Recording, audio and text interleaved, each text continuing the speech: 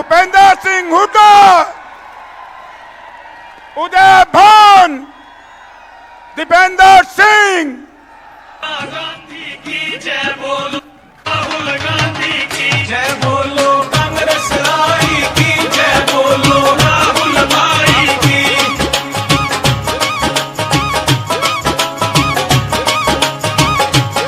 PM आज राहुल गांधी, देश चला दे राहुल गांधी। पीएम आज राहुल गांधी, देश चला दे राहुल गांधी। पीएम आज राहुल गांधी, देश चला दे राहुल गांधी।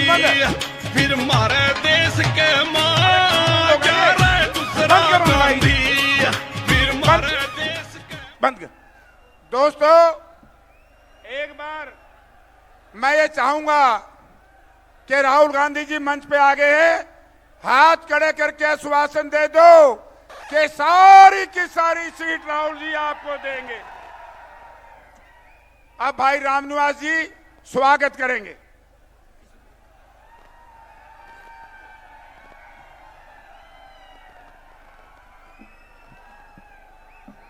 बहुत ही आदर व सम्मान के योग्य हमारे नेता प्रतिपक्ष श्री राहुल गांधी जी, परम आदरणीय हमारे हरियाणा कांग्रेस के अध्यक्ष चौधरी उदय भान जी और हमारे पूर्व मुख्यमंत्री चौधरी भूपेंद्र सिंह जी हुड्डा जी और हमारे करोड़ों युवा दिलों की धड़कन भाई दीपेंद्र हुड्डा जी और हमारे हिसार से सांसद भाई जयप्रकाश जी और हमारे सोनीपत से सांसद भाई सतपाल ब्रह्मचारी जी और मंच पर सभी आसीन गणमान्य नेतागण, मैं रामनिवास घोडेला बरवाड़ा की पावन धरती पर पधारने पर आप सभी का हार्दिक एक स्वागत करता हूं। साथ ही बरवाड़ा की नहीं पूरे हिसार जिले से आए हुए सभी सम्मानित माताएं बहनें एवं कांग्रेस पार्टी की रीढ़ की हड्डी मजबूत कार्यकर्ताओं का भी स्वागत करता हूं। धन्यवाद।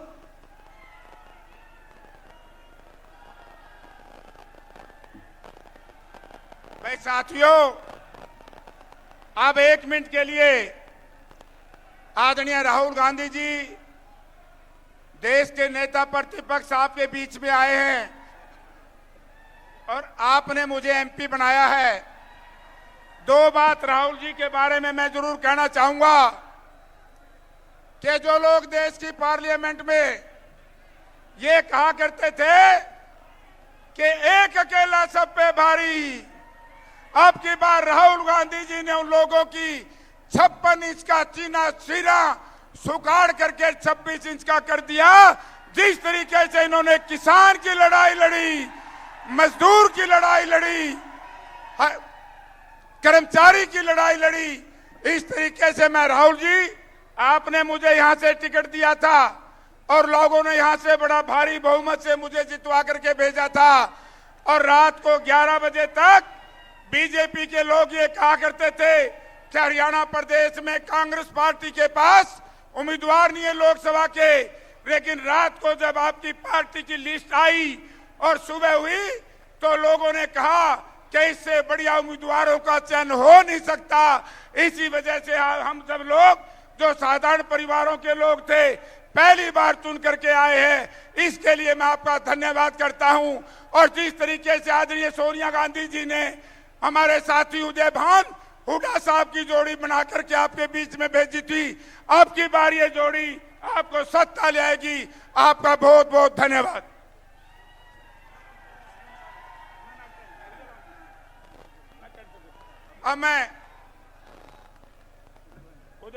अब मैं निवेदन करूंगा हमारे अध्यक्ष उदय भान जी जिन्होंने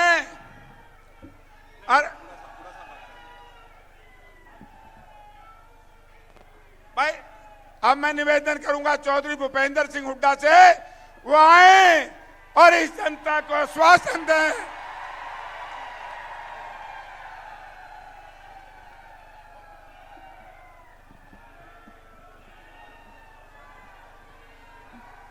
भाई, मेरा सबसे निवेदन है, कृपया शांति से बैठो।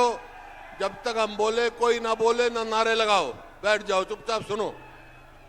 सुनो भाई, बात सुनो, नारे कोई नहीं लगाएगा, ध्यान से सुनो बातें।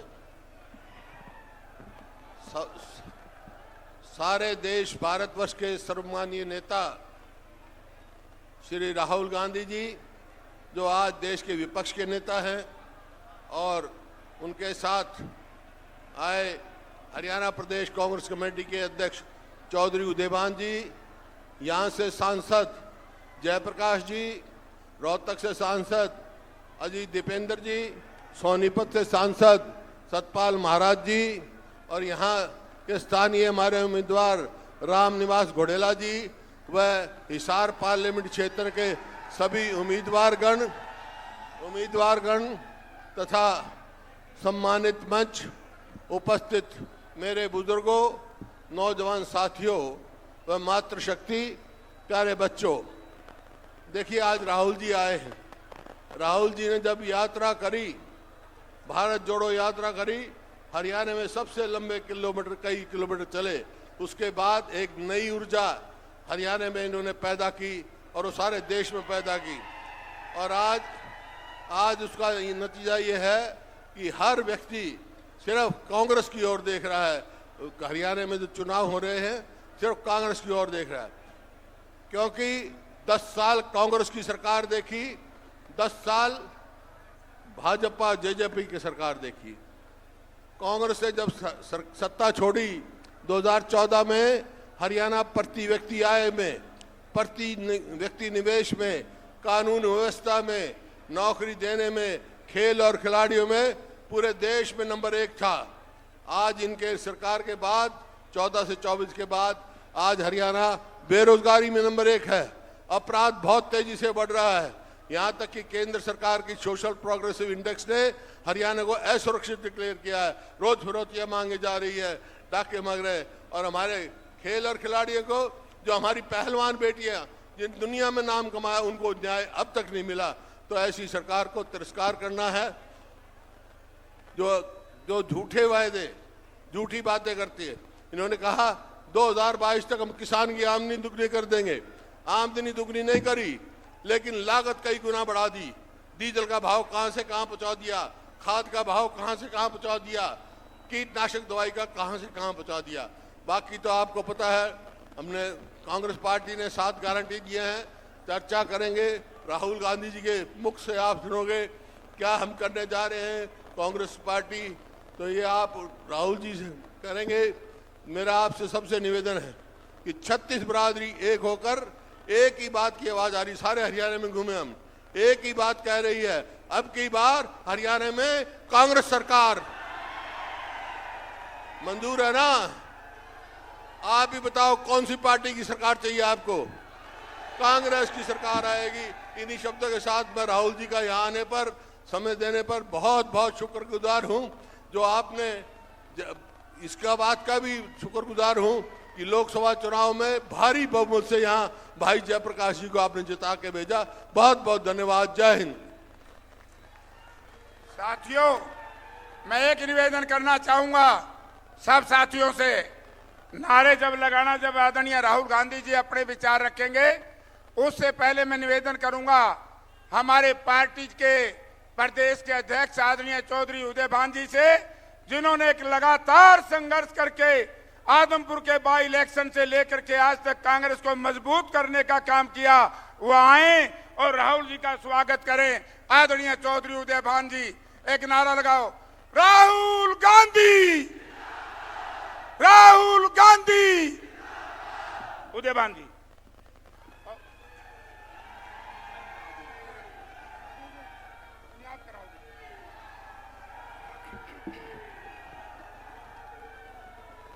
लोकसभा में प्रतिपक्ष के नेता, ऑल इंडिया कांग्रेस कमेटी के पूर्व राष्ट्रीय अध्यक्ष, किसानों के, मजदूरों के, गरीबों के, दलितों के, आदिवासियों और अल्पसंख्यकों के बहुत ही प्रबल आवाज आदरणीय श्री राहुल गांधी जी, हम सबके बहुत ही सम्मानित हरियाणा प्रदेश के लोकप्रिय नेता, पूर्व मुख्यमंत्री आदरणीय चौधरी भूपेंद्र सिंह हुड्डा जी, हमारे रोहतक से मेंबर पार्लियामेंट आदरणीय श्री दीपेंद्र हुड्डा जी, आपके हिसार से बहुत ही आपके लोकप्रिय सांसद आदरणीय श्री जयप्रकाश जी, सोनीपत से हमारे बहुत ही लोकप्रिय सांसद श्री सतपाल ब्रह्मचारी जी, और आपके बरवाला हलके से आपके हर सुख दुख के साथी, हरमन प्यारे आपके कांग्रेस पार्टी के उम्मीदवार आदरणीय श्री रामनिवास घोड़ेला जी, हमारे मंच पर बैठे हुए सभी हिसार लोकसभा के सभी सम्मानित सभी विधानसभाओं के कैंडिडेट साहिबान, मंच पर बैठे हुए मेरे अन्य सभी नेतागण, आदरणीय उपस्थित मेरे सभी सम्मानित बुजुर्गों, नौजवान दोस्तों, माताओं, बहनों, बच्चों, गर्मी का समय, बहुत समय से आप इंतजार कर रहे हैं। सर्वप्रथम मैं हरियाणा प्रदेश कांग्रेस कमेटी की तरफ से, आप सब की तरफ से, हमारे सबके नेता आदरणीय श्री राहुल गांधी जी का हरियाणा की इस पवित्र भूमि पर पधारने में बहुत बहुत उनका आभार व्यक्त करता हूं, उनका स्वागत करता हूं, उनका अभिनंदन करता हूं। और आपसे मैं अपील और प्रार्थना करना चाहूंगा कि आज तराजू आपके हाथ में है। आज आपने देखना है कि किस तरह से हरियाणा प्रदेश में 10 साल भारतीय जनता पार्टी के कुशासन से आम आदमी तंग और परेशान है। आज आपने देखना है कि किस तरह से हमारे किसानों को, जो 700 से अधिक किसान अपने प्राणों का बलिदान दिया एमएसपी के कानून की लीगल गारंटी के लिए, आज उनका लहू भी आपको पुकार रहा है इस न्याय के मैदान में। मैं आपसे अनुरोध करूंगा कि ये बीजेपी वालों से पूछें कि हरियाणा बेरोजगारी में हिंदुस्तान में नंबर 1 पर क्यों है। आज हरियाणा की कानून व्यवस्था क्यों चौपट है।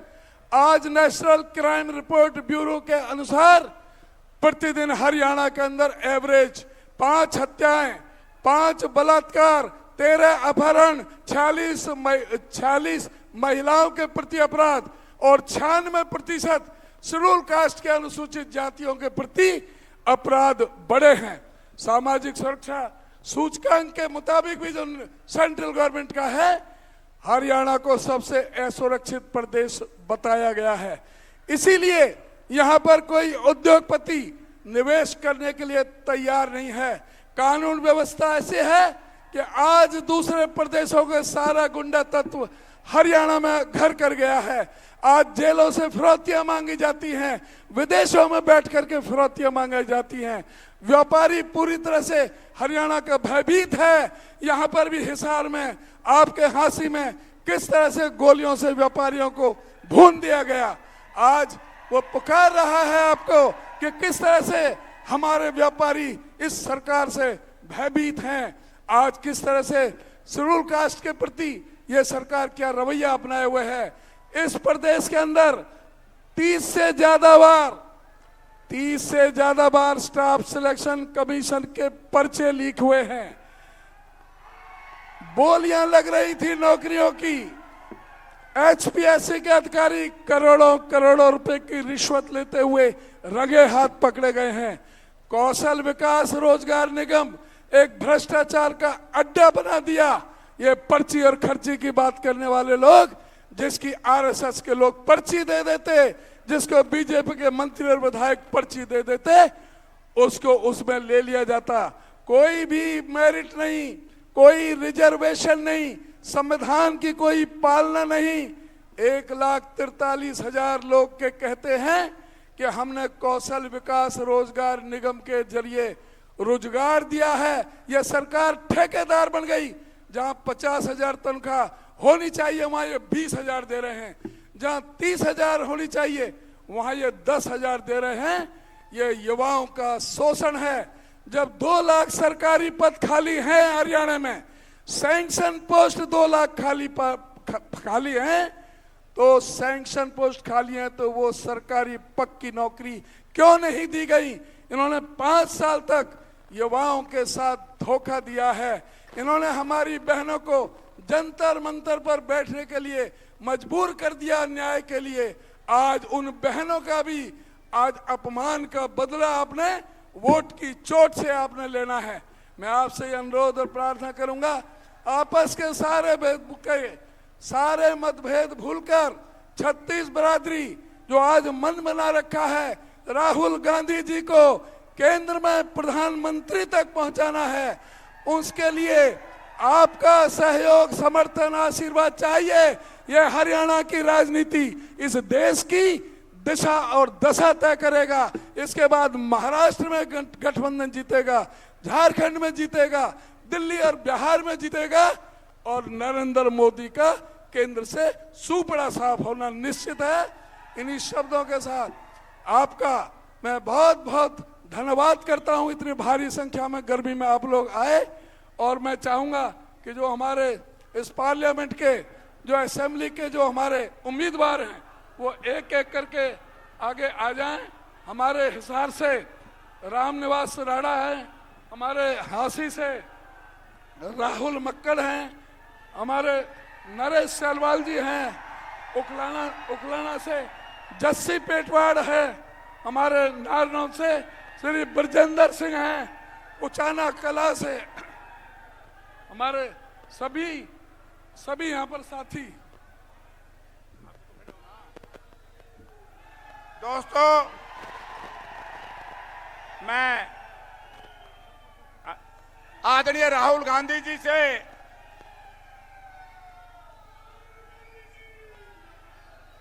मैं आदरणीय राहुल गांधी जी से बताऊंगा कि राहुल जी, ये संघर्ष आपकी पार्टी का और इस संघर्ष को आगे बढ़ाने में हिसार जिला में जब बाई इलेक्शन हो रहा था आदमपुर का, और आदमपुर बाई इलेक्शन में जिस तरीके से दीपेंद्र सिंह हुड्डा ने इस प्रदेश के नौजवानों को जागृत किया और आपने नौजवानों को टिकट दिया, इसके लिए मैं आपका बहुत बहुत धन्यवाद करता हूं। मैं राहुल जी से 1 मिनट और लेना चाहूंगा। हमारे बीच में सुरेंद्र बरवाला जो यहाँ से विधायक रहे हैं, मंत्री रहे हैं, हिसार से मेंबर पार्लियामेंट रहे हैं, आज वो कांग्रेस पार्टी ज्वाइन कर रहे हैं। मैं उनका हरियाणा प्रदेश कांग्रेस कमेटी की तरफ से स्वागत करता हूं। कब की बात है?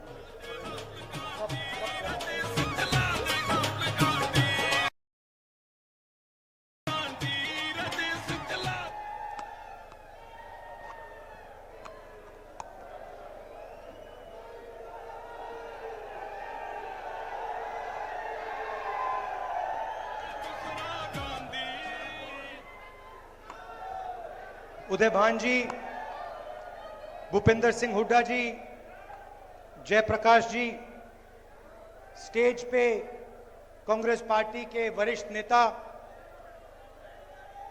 भाइयों और बहनों और कांग्रेस पार्टी के हमारे प्यारे कार्यकर्ताओं, भैया ब्रदर थोड़ा पीछे आ जाओ। नॉर्मली आमतौर से बब्बर शेर अकेला दिखता है, टाइगर अकेला दिखता है, यहां पे मतलब हजारों टाइगर एक साथ बैठे हुए हैं। कांग्रेस पार्टी के कार्यकर्ता, मोदी जी का आपने चेहरा देखा है आजकल? देखा है?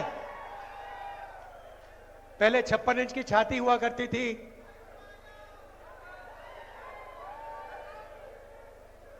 अब पहले 56 इंच की छाती, अब कहते भैया मैं नॉन बायोलॉजिकल हूं, मेरा तो सीधा भगवान से रिश्ता है, डायरेक्ट कनेक्शन है। पैनिक में आ गए, घबरा गए। जब आदमी घबराता है, उल्टी सीधी बात बोलता है। हिंदुस्तान के प्रधानमंत्री सबको कह रहे हैं कि भैया आप लोग बायोलॉजिकल, पूरा Hindustan biological, Narendra Modi non biological. आप लोग एक दूसरे से बात करो, नरेंद्र मोदी सीधे भगवान से बात करेंगे।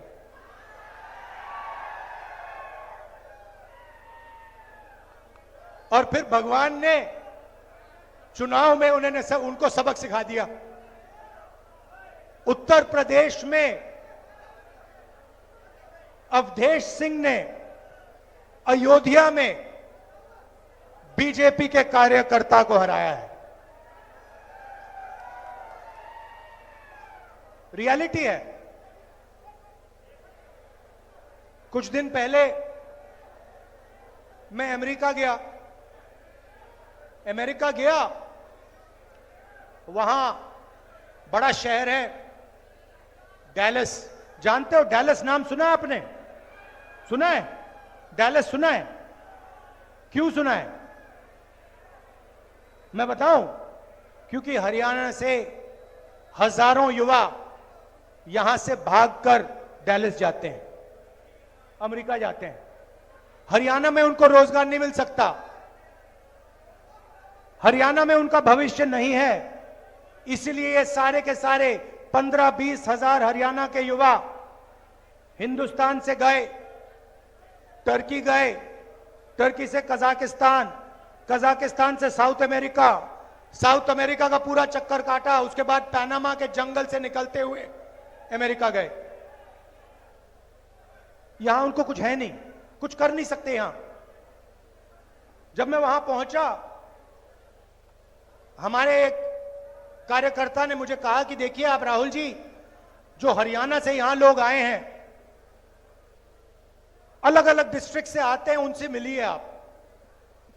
मैंने सोचा अच्छा आइडिया है, देखता हूं हरियाणा से जो लोग, भैया ध्यान से, आपको नहीं गिरना है, बीजेपी को गिराना है।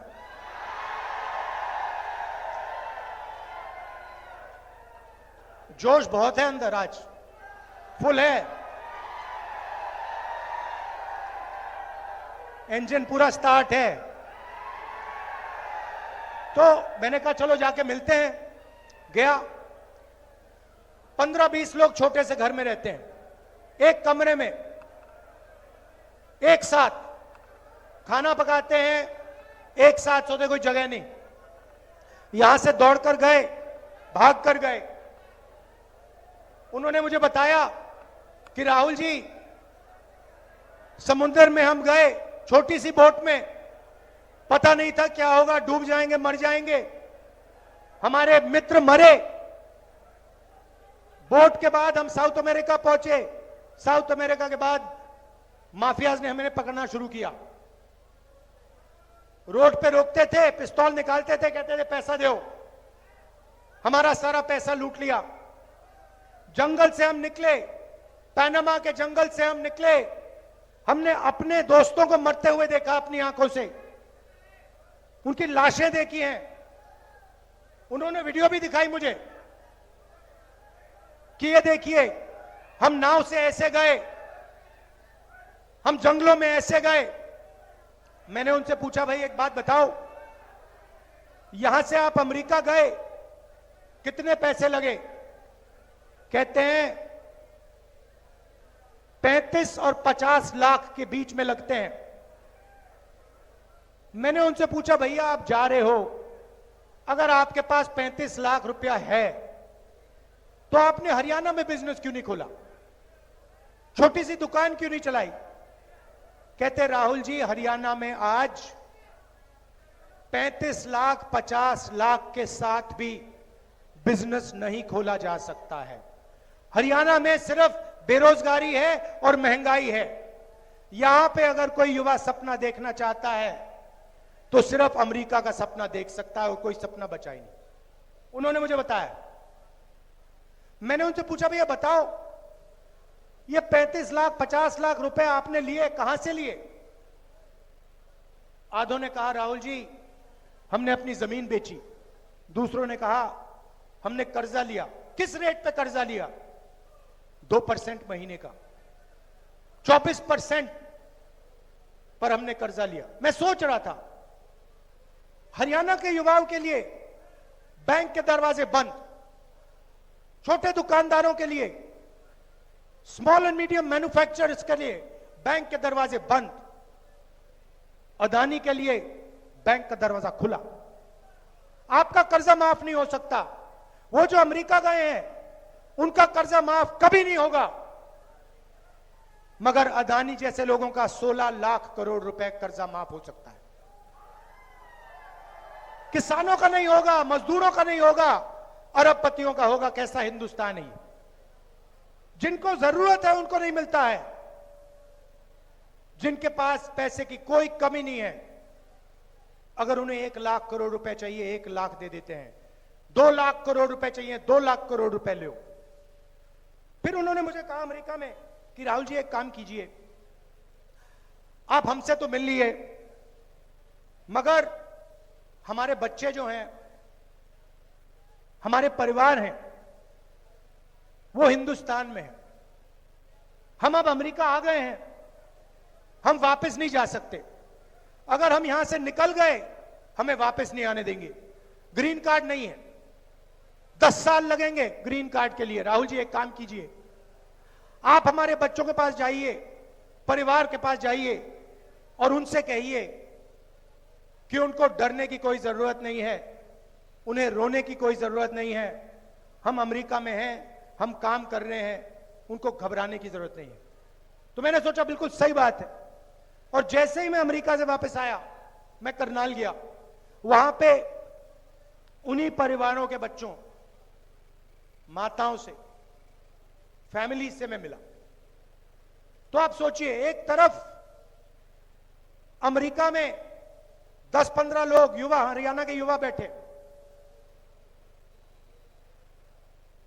कंप्यूटर में उनका चेहरा, दूसरी तरफ हम करनाल में, हमारे साथ उन युवाओं के परिवार, छोटे छोटे बच्चे, माताएं, भाई बहन, सब एक साथ।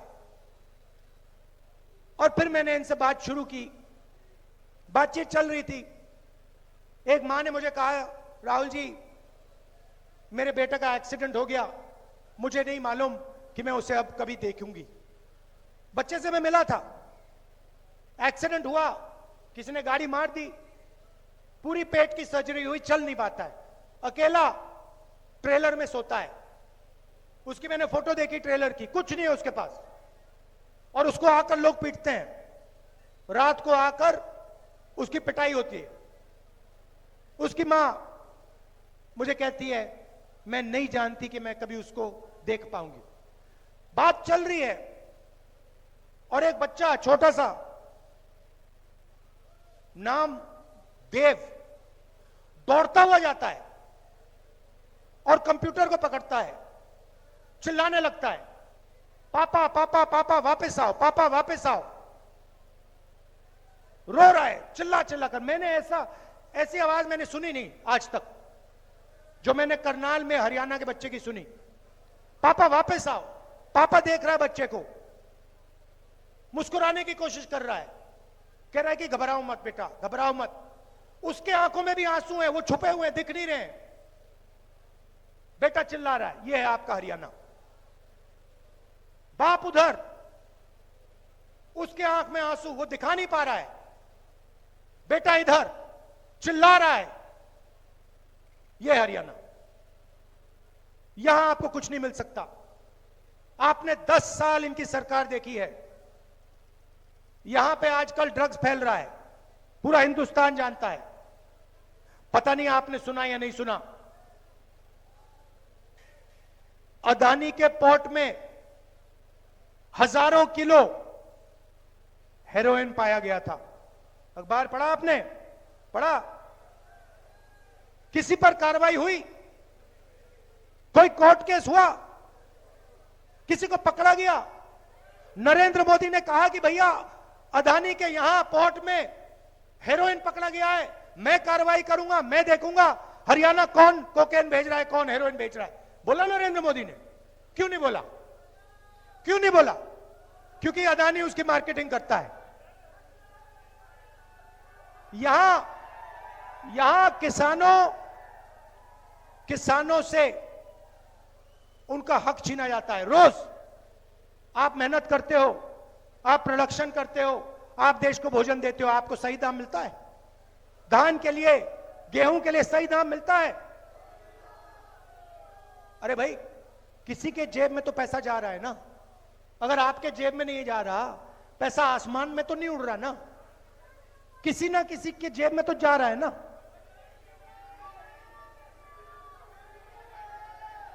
स्टोरेज टर्मिनल उसके,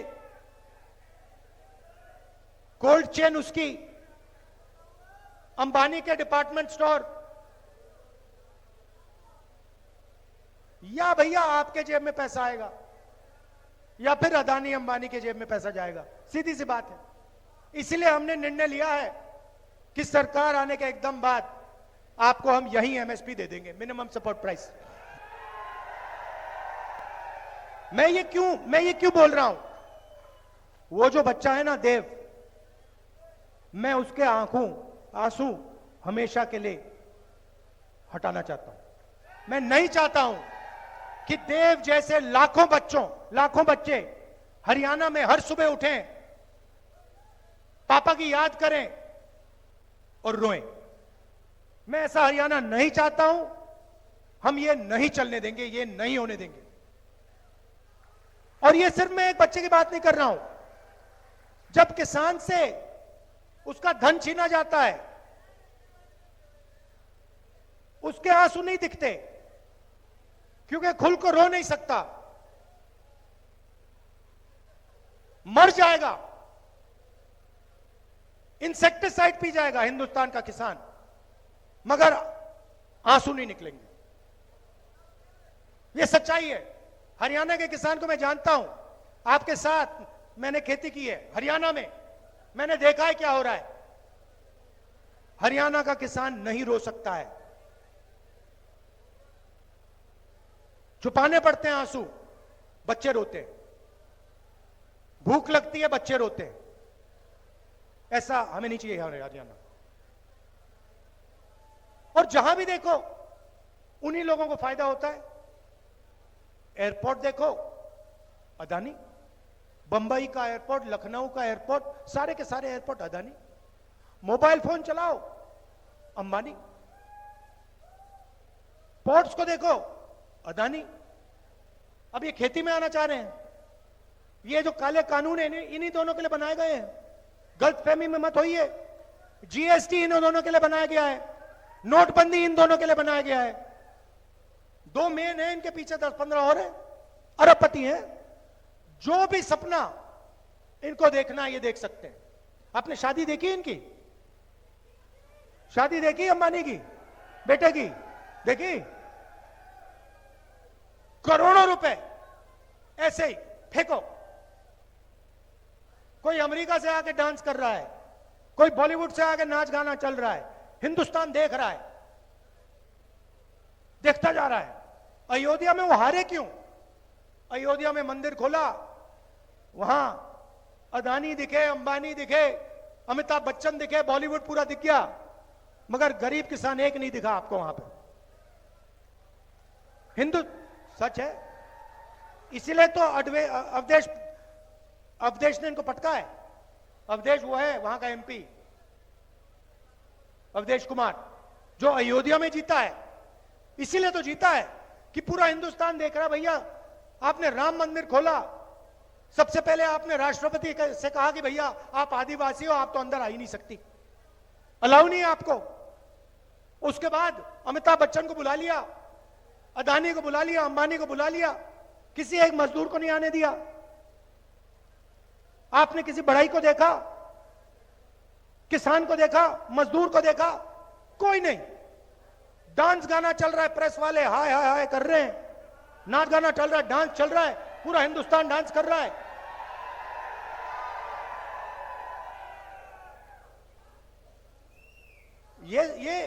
ये रियलिटी है आपकी। तो अब आप कहोगे कांग्रेस पार्टी क्या करेगी? तो मैं आपको बताता हूं। मैं शुरुआत की बात करता हूं। सबसे पहले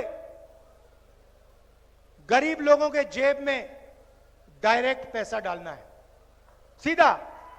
और भैया मैं आपको बता रहा हूं, ये मैंने लोकसभा में वायदा किया था, मैंने वायदा किया था कि हर गरीब परिवार के बैंक अकाउंट में, सुनो, हर गरीब परिवार के बैंक अकाउंट में मैं और कांग्रेस पार्टी इंडिया गठबंधन 1 लाख रुपए साल के अंदर डालने जा रही है। यह हमने कहा था, यह मैं छोड़ूंगा नहीं, आज नहीं तो कल। मैं बता रहा हूं, याद रखो आप, जितना पैसा इन्होंने अंबानी अदानी को दिया ना, मैं उतना ही पैसा निकाल कर हिंदुस्तान के किसानों को देने जा रहा हूं। मुझे कोई फर्क नहीं पड़ता, मीडिया वाले कुछ बोले ना बोले, छोटे बिजनेस वालों को, मिडिल साइज बिजनेस वालों को, बेरोजगार युवाओं को, किसानों को, मजदूरों को, जब नेशनल लेवल पे सरकार आएगी हमारी जो आने वाली है, उसी टाइम जितना पैसा नरेंद्र मोदी ने अदानी और अंबानी को दिया है, गिनती से मैं उतना ही पैसा हिंदुस्तान के गरीब लोगों को दूंगा। मगर अब हरियाणा की बात, अब हरियाणा की जनता के जेब में डायरेक्ट हम पैसा डालना चाहते हैं। सबसे पहले महिला शक्ति प्रोग्राम, 2000 रुपए महीने के महिलाओं के बैंक अकाउंट में हरियाणा की सरकार डालने जा रही है। सिलेंडर कितने का है आजकल? कितने का है? 1100, 500 का हो जाएगा।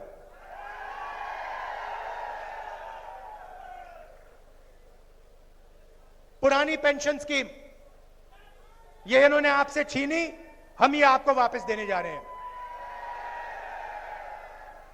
6000 रुपए बुजुर्ग लोगों को, डिसेबल्ड लोगों को और विधवाओं को 6000 रुपए महीने के। युवाओं को जो सरकार में 2 लाख वैकेंसीज हैं वो हम देने जा रहे हैं। मगर सुनिए, सबसे जरूरी बात सुनिए, ये जो 2 लाख नौकरियां दी जाएंगी, हरियाणा के युवाओं को दी जाएंगी, ये हर एक जात को, सबको फेयरनेस के साथ इक्वली दी जाएंगी। ये हरियाणा की हर एक जात को ये नौकरियां मिलेंगी, सबकी सबको। किसानों को मैंने कहा कि एमएसपी गारंटी करके हम आपको देंगे, और जो आपका बीमा का पैसा है वो आपको 6 महीने बाद, 1 साल बाद, 3 साल बाद नहीं मिलेगा। जैसे ही नुकसान होगा उसके एकदम बाद आपको आपका बीमा का पैसा दिया जाएगा। गरीबों को 100 गज का प्लॉट, 3.5 लाख रुपए 2 कमरे के घर के लिए, और 300 यूनिट फ्री में बिजली, 25 लाख रुपए का हेल्थ इंश्योरेंस, जैसे हमने राजस्थान में किया था, हम हरियाणा में करने जा रहे हैं। आखिरी बात मैं आपसे कहना चाहता हूं, लड़ाई कॉन्स्टिट्यूशन को बचाने की है, यह आप समझ लीजिए।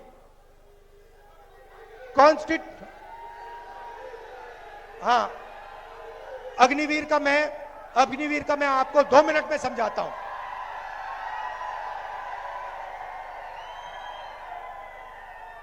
देखिए ना, फिर से मैं देव की बात करता हूं। वो बच्चा जो रो रहा था, वो क्यों रो रहा था? वो इसलिए रो रहा था क्योंकि उसको पिता के लिए जो भी रास्ते थे, रोजगार के जो भी रास्ते थे, उन सब को नरेंद्र मोदी ने बंद किया है। एक के बाद एक जो भी रास्ते देव के पिता के लिए खुले थे, उन सब को नरेंद्र मोदी जी ने, अंबानी ने, अदानी ने और अमित शाह ने बंद किए हैं। सबसे पहला दरवाजा रोजगार का था। छोटे बिजनेसेस चलाने में, एंटरप्रेन्योरशिप करने में, छोटी छोटी फैक्ट्री, मिडिल साइज फैक्ट्री में रोजगार मिलता था। नोटबंदी की, जीएसटी, गलत जीएसटी लागू की और हिंदुस्तान के सारे जो छोटे बिजनेसेस थे खत्म कर दिए। और कोविड के समय अरबपतियों को पैसा दिया, उनको बचा दिया, और जो छोटे छोटे दुकानदार थे, स्मॉल बिजनेस वाले थे उन सबको खत्म कर दिया, कुछ नहीं दिया उनको। तो रोजगार का रास्ता बंद कर दिया। उसके बाद पब्लिक सेक्टर का रास्ता था देव के पिता के पास, वो पब्लिक सेक्टर में जा सकता था, वो भी बंद कर दिया। कहा नहीं भैया, हम सारा का सारा प्राइवेटाइज कर रहे हैं। सरकार में नौकरी ले सकता था, 2 लाख नौकरियां खुली हैं, वो नहीं दी उसको। और फिर अगर देव के पिता आर्मी में जाना चाहते, कहते कि ठीक है और कुछ बचा नहीं, मैं जाके सेना में जाके हिंदुस्तान की सेवा करता हूं, वो भी रास्ता छीन लिया, अग्निवीर लागू कर दिया और वो भी रास्ता बंद कर दिया। तो इसीलिए वो अमेरिका गया है और इसीलिए उसका बेटा यहां रो रहा है। ये प्लान करके किया गया है, ये गलती से नहीं हुआ है। ये सारे के सारे रास्ते जानबूझ के बंद किए जा रहे हैं। क्यों? क्योंकि अंबानी और अदानी जैसे लोग चाइना का माल हिंदुस्तान में बेचना चाहते हैं। फायदा किसको होगा? चाइना को, चाइना के युवाओं को, अदानी को, अंबानी। और मार्केटिंग किसकी होती है? मोदी। चेन समझो, मोदी जी को बैठा रखा है, प्राइम मिनिस्टर बना दिया। किसने बनाया? मीडिया ने बनाया। 24 घंटा उनका चेहरा दिखा के। मीडिया कौन चलाता है? अंबानी अदानी जैसे लोग। अदानी और अंबानी जैसे लोगों ने मोदी को क्यों बैठाया? क्योंकि वो जानते हैं नरेंद्र मोदी अंबानी और अदानी का काम करेगा। आपने मेरा चेहरा मीडिया पे देखा कभी? मैं दिखता हूं क्या? ना, मैं नहीं दिख सकता, क्योंकि वो जानते हैं जिस दिन ये जाके बैठ गया उस दिन ये गरीबों का काम करेगा, ये सारा का सारा पैसा दूसरी तरफ कर देगा। इसीलिए तो मेरे पीछे पड़े रहते हैं, इसीलिए तो हजारों करोड़ रुपए मेरी छवि खराब करने में डाले इन्होंने, क्योंकि ये जानते हैं कि ये जिस दिन आ गया इस दिन ये सारा का सारा पैसा किसानों को, मजदूरों को, बेरोजगार युवाओं को, महिलाओं को देना शुरू कर देगा। लड़ाई है, लड़ाई है। और अग्निवीर, अग्निवीर वही चीज है। देखो भैया, सीधी सी बात है, हुआ क्या है? अग्निवीर योजना का नाम दिया अग्निवीर, मगर सच्चाई में अग्निवीर क्या है मैं बता देता हूं। सच्चाई में इन्होंने क्या किया? पहले आपको याद है 1 रैंक 1 पेंशन हुआ, मतलब अफसरों को पेंशन मिली, थोड़ा सा पैसा उधर गया। उसके बाद प्रॉब्लम आई, उन्होंने कहा यार अदानी से हथियार खरीदवाने हैं मगर जवानों को पेंशन मिलती है। ऐसे करते हैं, जवानों से पेंशन का पैसा छीन लो, उसे नया नाम दे दो, उसे अग्निवीर नाम दे दो, और वो पूरा का पूरा पैसा अदानी को कर दो। आप देखो, इंटरनेट पे जाओ और अदानी डिफेंस कंपनी सर्च करो। अदानी डिफेंस में आपको दिखेगा इजराइल का हथियार दिखेगा। अदानी नहीं बना रहा, इजराइल की कंपनी बना रहा है। अदानी उसको हिंदुस्तान में बेचता है। अदानी डिफेंस में आपको ड्रोन की फोटो दिखेगी, ड्रोन इजरायली कंपनी बनाती है, अदानी हिंदुस्तान में उसको जोड़ के बेचता है। तो हेलीकॉप्टर, हवाई जहाज, ये सब विदेशी कंपनी बनाती है।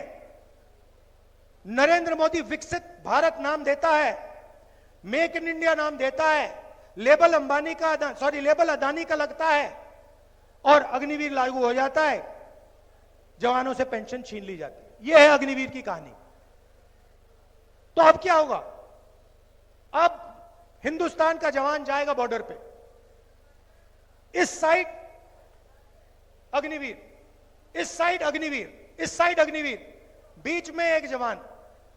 और जो अग्निवीर राइफल लिए चाइना के बॉर्डर पे खड़े होंगे वो देखेंगे, कहेंगे यार हमें ना पेंशन मिलती, हमें ना कैंटीन मिलेगी, हमें ना शहीद का दर्जा मिलेगा, ये जो व्यक्ति खड़ा है इसको मिलेगा, हमें नहीं मिलेगा। आप सोचो हिंदुस्तान की फौज का मोराल का क्या होगा, हिंदुस्तान का जवान क्या सोचेगा। जो पहले सेंटर हुआ करते थे ना जहां पे आर्मी की टेस्टिंग होती थी, वहां जाके देख लो खाली पड़े हैं। क्योंकि अग्निवीर जानता है कि यह नाम सिर्फ अग्निवीर है, इसका सच्चा मतलब मेरा जो हक है, हिंदुस्तान के जवान को जो हक है, पेंशन है, कैंटीन है, शहीद का दर्जा है, वो छीन ली गई है, वो चोरी कर ली गई है और वो अदानी को दी गई है। यह है अग्निवीर का मतलब। और हरियाणा में तो आप इसको बहुत अच्छी तरह समझते हो, आप पॉलिटिकल लोग हो, 1 मिनट में आप देखोगे अग्निवीर, उसका सही मतलब समझ जाओगे, 1 सेकंड में पकड़ लोगे। यह है, इसीलिए सरकार बदलनी है और एक साथ मिलकर, सबको एक साथ मिलकर, 36 बरादरियों को एक साथ मिलकर 36 बरादरी की सरकार बनानी है। यह मैं आपसे कहना चाहता था।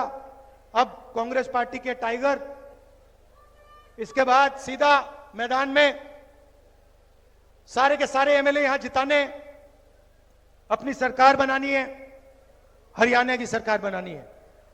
दिल से आपका धन्यवाद। आप जानते हो, जब भी मेरी जरूरत हो, पार्लियामेंट में कुछ बुलवाना हो, लोकसभा में कुछ कहलवाना हो, हरियाणा की कोई भी मदद करवानी हो, मुझे बुलाओ, मैं यहां हाजिर हो जाऊंगा। दिल से आपका धन्यवाद। और याद रखिए, कॉन्स्टिट्यूशन गरीबों की रक्षा करता है। ये आरएसएस वाले लोग कॉन्स्टिट्यूशन को मिटाना चाहते हैं, हटाना चाहते हैं। ये इनका पूरा लक्ष्य यही है कि किसी ना किसी तरह कॉन्स्टिट्यूशन, जिसने हिंदुस्तान के गरीब लोगों को शक्ति दी, जगह दी, ये मिट जाए। कह नहीं सकते, मगर इनका लक्ष्य यही है कि कॉन्स्टिट्यूशन को हटा दो और जो पहले का सिस्टम था, वो सिस्टम वापस ले आओ। हम कॉन्स्टिट्यूशन की रक्षा करेंगे।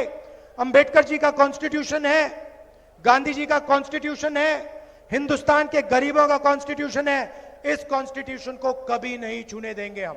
धन्यवाद। जय हिंद। राहुल जी का बहुत बहुत हिसार पार्लियामेंट क्षेत्र में पहुंचने पर साथियों धन्यवाद करता हूं। और मैं विश्वास दिलाता हूं राहुल जी, सारी की सारी सीटें हिसार पार्लियामेंट क्षेत्र की आपकी जोड़ी में जाएंगी। हाथ खड़े करके विश्वास दिला दो। और हमारे नौजवान साथी दीपेंद्र सिंह का इसमें बहुत बड़ा योगदान है।